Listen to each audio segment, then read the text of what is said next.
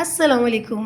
आज जो रेसिपी मैं आपके लिए लाई हूँ बहुत ही मज़ेदार है। हम बनाएंगे लहसुनी भिंडी दो प्याज़ा।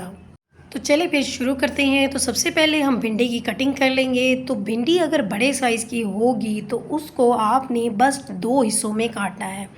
ज़्यादा छोटी भिंडी हम नहीं काटेंगे आज की इस रेसिपी में। इस तरह बड़ी भिंडी होगी तो दो हिस्सों में कर ले, अगर ऐसी छोटी होगी तो बस उसका ऊपर और नीचे वाला पार्ट अलग करें और उसी तरह ही रहने दें। तो ये मैंने सारी भिंडियाँ काट ली हैं। तो ये देखें, ये बड़े साइज़ में मैंने काटी है, छोटी छोटी कटिंग नहीं की। तो भिंडी की सब्ज़ी जो है वो डिफरेंट तरह से बनती है, तो डिफरेंट तरह से उसकी कटिंग भी होती है।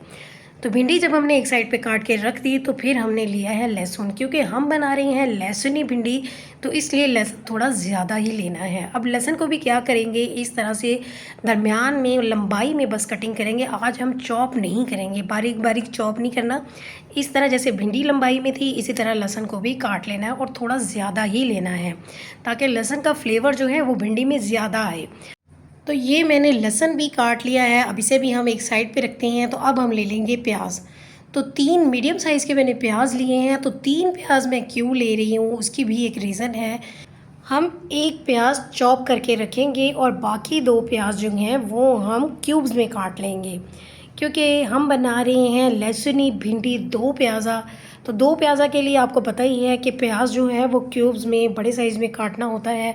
तो ये तीनों प्याज जब मैंने छील लिए तो इनमें से एक जो प्याज था उसको मैं बारीक इस तरह से चॉप करके रख दूँगी। तो कब कब हम यूज़ करेंगे वो भी मैं आपको बताऊँगी। तो इस तरह से आपने कटिंग करनी है और जो 2 बाकी प्याज हैं उनकी कटिंग कैसे करनी है वो भी आप देख लें। तो ये वाला जो प्याज है ये ज़्यादा बड़ा नहीं है, तो इसके बस इस तरह से हम क्यूब्स बना लेंगे। तो क्यूब्स बनाने के लिए ये देखें, इस तरह बस 3 हिस्सों में काटना है। और ये वाला प्याज थोड़ा बड़ा है तो इसको सेंटर में कट करके 3 हिस्सों में ये भी काट लेंगे। तो क्यूब्स आपने थोड़े बड़े साइज़ के बनाने हैं ताकि प्याज बिल्कुल मिक्स ना हो। छोटे साइज़ के बनाएंगे तो वो बिल्कुल सारे मिक्स हो जाएंगे। कटिंग करने के बाद हम इस तरह से प्याज को अलग अलग कर देंगे। इसमें से अगर कोई बारीक हिस्सा निकलेगा तो वो हम चॉप वाली साइड पे रख देंगे। तो ये हमने 2 तरह से प्याज कटिंग कर लिए हैं, एक चॉप कर लिए और एक क्यूब्स में। तो ये हम एक साइड पे करते हैं। तो अब लेंगे हम टमाटर, 6-7 टमाटर ले लें और उससे भी आपने कैसे काटना है वो भी देख लें। तो टमाटर को इस तरह 4 हिस्सों में काटना है और इसका ये जो बीज है ये अलग करें और जो दूसरा हिस्सा है वो अलग रखें। अब ये देखें, अब इसका ये वाला हिस्सा है इसकी भी मज़ीद दरमियान में से 2 स्ट्रिप्स बना लें। टमाटर की कटिंग जो है वो स्ट्रिप्स में बनानी है और ये जो है बीज वाला इसे मज़ीद चॉप कर दें। ये ज़ाया नहीं करना, ये हम जब ग्रेवी तैयार करेंगे उसमें इस्तेमाल करेंगे। तो मैंने 3 टमाटर की स्ट्रिप्स बना ली हैं, वो जो मैंने रखी हैं, और ये हैं चॉप किए हुए। अब मज़ीद एक और टमाटर ले लिया और उसे भी मैं चॉप कर रही हूँ। इसमें मैं अलग से नहीं करूँगी, ना तो बीज और ना ही उसका दूसरा पार्ट, सारे टमाटर का ही मैं चॉप कर लूँगी, क्योंकि ये टमाटर मुझे चाहिए इसकी ग्रेवी बनाने के लिए। तो ये अलग हो गए। अब टमाटर भी हमने 2 तरह से कटिंग कर लिए। अब हम लेंगे हरी मिर्चें। भिंडी में आपको पता ही है हरी मिर्चें थोड़ी ज़्यादा जाती हैं, इसलिए मैंने भी थोड़ी ज़्यादा ही ली हैं। भिंडी में हरी मिर्चों को भी हम इस तरह लंबाई में ये भी स्ट्रिप्स में ही काट लेंगे। यही वजह है कि मैंने कहा था कि भिंडी को थोड़ा बड़े साइज़ में रखेंगे ताकि सारी कटिंग एक जैसी हो। जैसी भिंडी है वैसी ही बाकी सारी सब्जियां कटिंग होंगी तो बहुत मज़े की लगती हैं और देखने में भी अच्छी लगती हैं। और जिस मिर्चों में आपको लगे कि बीज ज़्यादा है उनके बीज भी रिमूव करते जाएं। ये देखिए, मैं किसी किसी के ना बीज रिमूव कर रही हूँ और बाकी जो है वो मैं स्ट्रिप्स में काट के एक साइड पे रख रही हूँ। तो मिर्ची भी कट गई, तो सब्जियाँ हमने सारी काट ली हैं। तो अब हम इसकी कुकिंग कर रहे हैं। तो कुकिंग के लिए पैन में ऑयल डाला 1/4 कप और सबसे पहले हम इसमें लहसुन ही डाल देंगे। तो लहसुन अभी फ्राई हो ही रहा था तो साथ ही 1 चम्मच हम डाल देंगे सफ़ेद ज़ीरा। अब उसके साथ ही लहसुन को मज़ीद हम फ्राई करेंगे और उसके बाद डालेंगे जो हमने प्याज चॉप करके रखा था वो डाल देंगे। अब इन तीनों चीज़ों को हल्का सा कलर देंगे, बिल्कुल ही लाइट सा। जब इस तरह कलर आ जाए तो उसके बाद डाल देंगे हरी मिर्चें।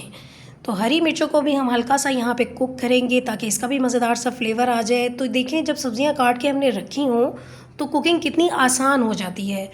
तो हरी मिर्चों के बाद हम डालेंगे जो हमने टमाटर चॉप करके रखे हुए थे, जिसमें बीज भी शामिल हो, और एक टमाटर हमने चॉप किया था तो वो भी डाल देंगे। अब इन सारी चीज़ों को मिक्स करेंगे और थोड़ा सा कुक करेंगे और उसके बाद फिर हम इसमें डालेंगे मसाले। तो इसमें मैं डाल रही हूँ आधा चम्मच ही मैंने पिसी हुई लाल मिर्च डाली है, आधा चम्मच नमक है, थोड़ी सी हल्दी और 1.5 चम्मच मैं इसमें डाल रही हूँ धनिया पाउडर।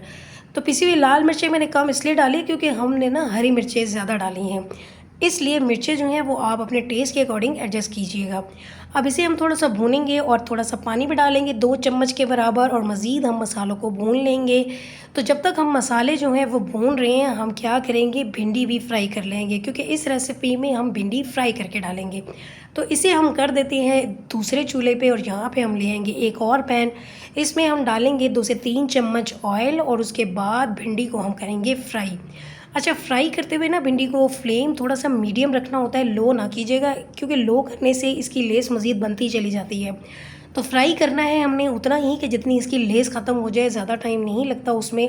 तो जैसे ही भिंडी की लेस ख़त्म होगी, बस हमने उतना ही फ्राई करना है। तो ये देखें 2 से 3 मिनट के बाद इसकी लेस ख़त्म हो गई है और इसका कलर चेंज नहीं हुआ। इसकी सबसे बड़ी बात ये होती है कि फिर कलर चेंज नहीं होता, ये इसी वजह से है अगर आप फ्लेम जो है वो मीडियम रखें। तो अब मसाले को चेक कर लेते हैं। मसाला भी अच्छे से भुना गया है, टमाटर देखिए सारे पेस्ट बन चुके हैं, और यहाँ पे हम डाल देंगे फ्राई की हुई भिंडी। अब हम भिंडी को मसाले में थोड़ा मिक्स करेंगे। फ्राई कर ली थी तो उसमें भी भिंडी थोड़ी कुक हो गई है। अब मज़ीद हम मसाले के साथ हम कुक करेंगे तो थोड़ी सी और सॉफ्ट हो जाएगी।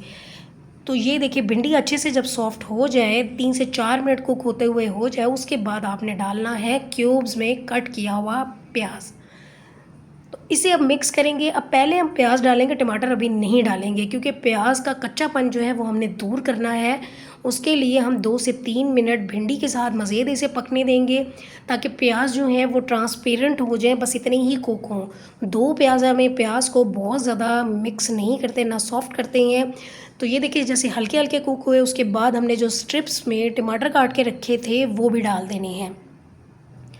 अब मज़ीद इसे हम कुक करेंगे और कवर नहीं करेंगे। यहाँ पे देखिए भिंडी को आपने कवर नहीं करना। मैं जितनी भी कुकिंग कर रही हूँ भिंडी की, बग़ैर कवर किए हुए ही कुक कर रही हूँ। अब इसे 3 से 4 मिनट और कुक करें बग़ैर कवर किए, और उसके बाद तैयार हो जाएगी मज़ेदार सी भिंडी। अच्छा, भिंडी जो है ना वो 2 तरह से बनती है। एक तो ये है कि कुछ लोग थोड़ी क्रिस्पी भिंडी खाना चाहते हैं, तो यहीं पे भिंडी जो है वो रेडी है। आप इसी वक्त डाल दें हरा धनिया।